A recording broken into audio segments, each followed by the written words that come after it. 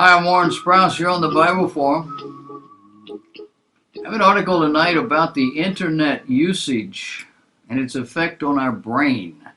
Apparently, studies have shown that spending time on the internet is reducing our ability to focus on one task at a time. And that means we are no longer storing facts in our brains. I kind of ask myself, is this news? Information overload, instant access to just about anything, the constant bombardment of stimuli via the internet and a host of other outlets, and the resultant divided attention spans. All of this represents a range of concerns, especially in light of how our brains function.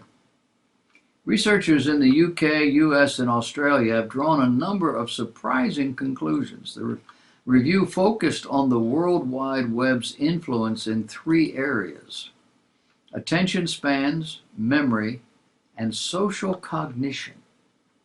It notes that the internet is now unavoidable, it is ubiquitous, and a highly functional aspect of modern living.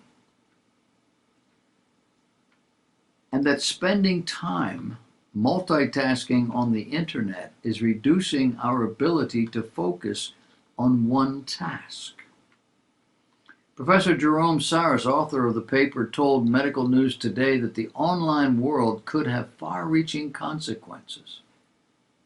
He says, I believe the increasing instrumentification of society has the ability to alter both the structure and the functioning of the brain, at the same time altering our social fabric.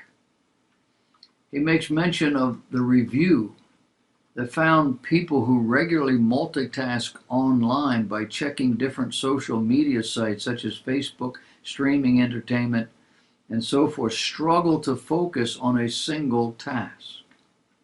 He pointed out also the constant use of the internet via our smartphones or laptops means that many of us have developed checking behaviors where the user looks at their phone regularly, but only for short periods of time.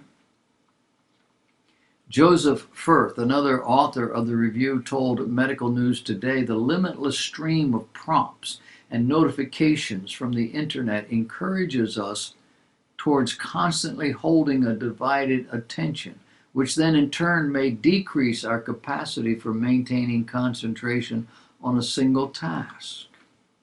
I have found personally that there are 2 or 3 apps I have that actually signal their presence with a tone, a music, or something to let you know that they've put something up there for you. Now, mine are news type things, but when that happens, I go in and I say, stop that. Don't do that to me. I don't need to know. I'll check when I want to.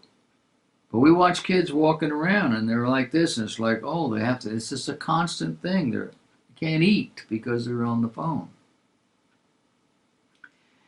People are less and less likely to memorize information, the study found. That people are more likely to know where certain details could be found online rather than maintaining the content itself. Although this means people are more reliant on the internet, it has been suggested that this could help free up some brain power that could be used on more ambitious undertakings than previously possible. But the reality is it just frees up time so that they can spend it watching more stuff on their little handheld devices. Finally, the review examined the differences between online and offline social interaction. Although social media networks such as Facebook and Twitter, Instagram, and all the rest of them mean people interact with more users, friendship groups have stayed roughly the same size. They have 5 hierarchical layers. They have primary partners, intimate relationships, best friends, close friends, and all friends. And this ranges from 1 to 150 in size, but appears to be the same whether it's online or offline. The review notes, given the evidence that you've just heard an appropriate metaphor for the relationship between online and real-world sociality could be, quote, a new playing field for the same game, end of quote. However, where the two differ can cause problems. This is in the area of acceptance and rejection. The issue can be quantified in terms of friends or followers rather than staying kind of ambiguous. It also showcases hyper-successful individuals that can create unrealistic expectations, particularly in young people.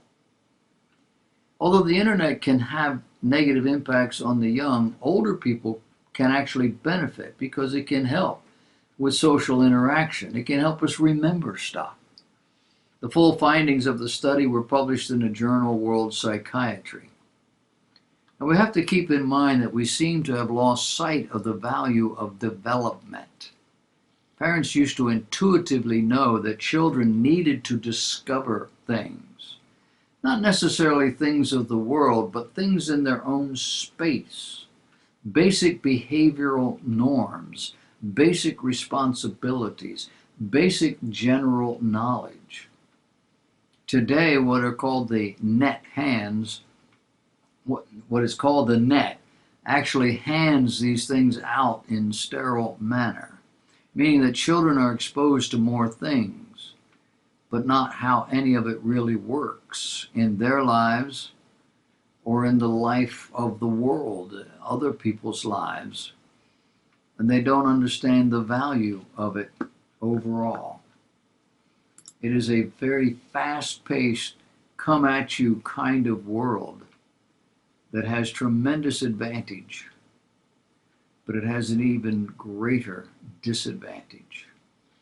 Parents would be wise to keep these instruments away from their children as long as is humanly possible. Not likely. But then the vast majority of parents today are children themselves. Whole new discussion.